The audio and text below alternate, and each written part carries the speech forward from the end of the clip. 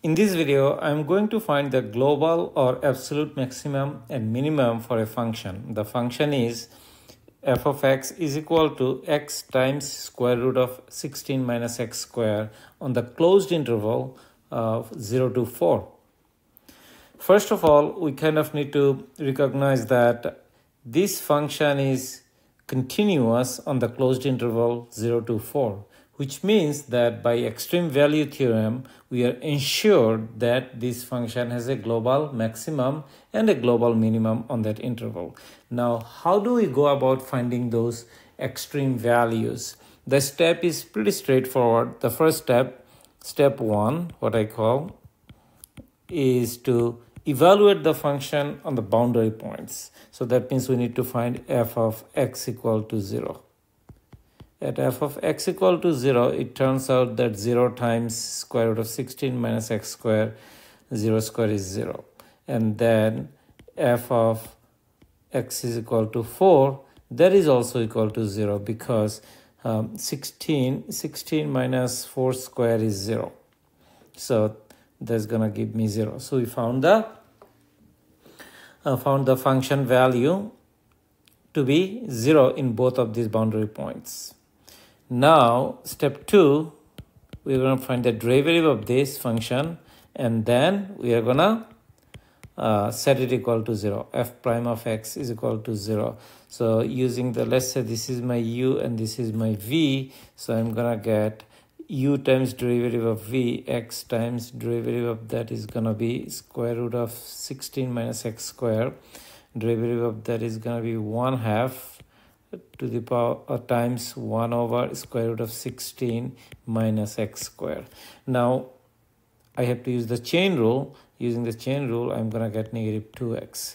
So that's one part, and then plus v times derivative of u. v is square root of 16 minus x square, and derivative of x or derivative of u is 1, and all of that equal to 0.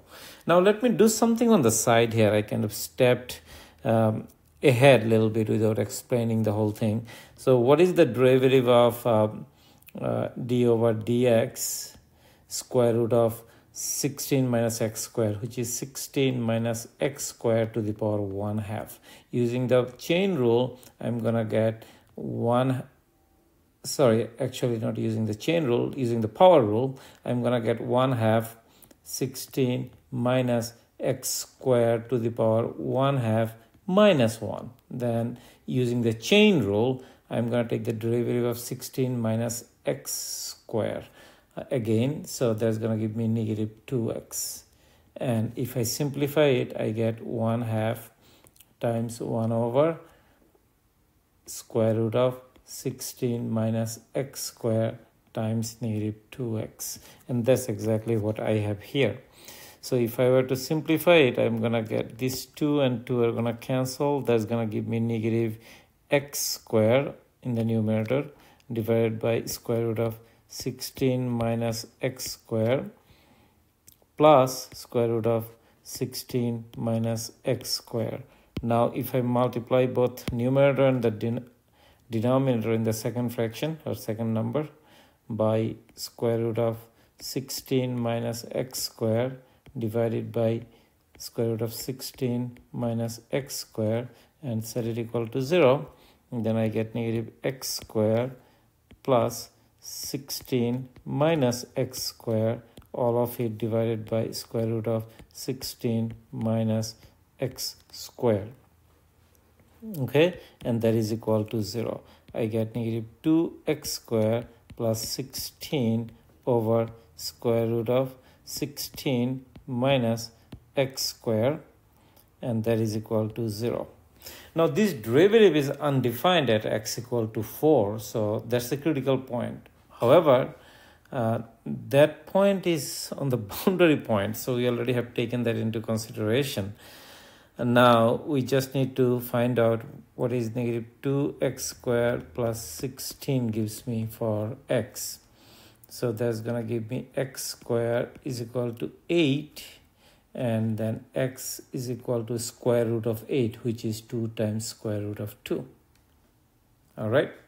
So there are 2 points here, plus and minus, but we are not going to consider the minus because it doesn't fall in our interval where the function is defined or for which we are trying to find the extreme values.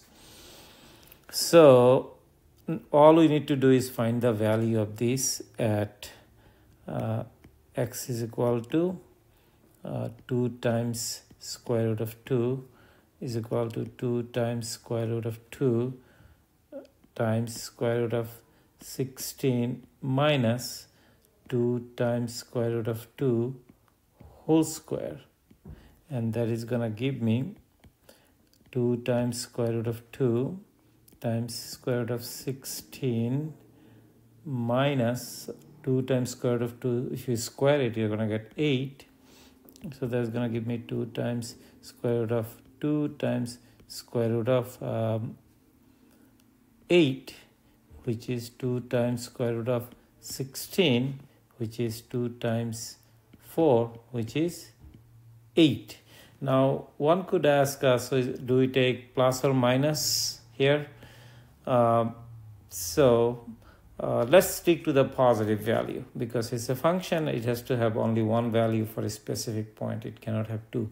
So let's stick to the positive values. So by now we have found three points on which the extreme values could take place. One is here, f of x is equal to 4, which is one boundary point. The other one is this one, f of x equal to 0, which is also 0.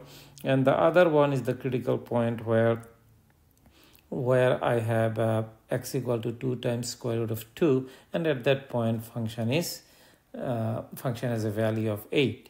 So by observing these 3 points, we find extreme values. So absolute or global max is at 2 square root of 2, and the value of the function at that point is 8. And global or absolute mean is happening at the boundary points. At 0 is 0, and at 4 it is 0. So this is how you will find the absolute or global maximum and minimum for a function that is continuous on a closed interval. I hope that the discussion was helpful. Thank you very much.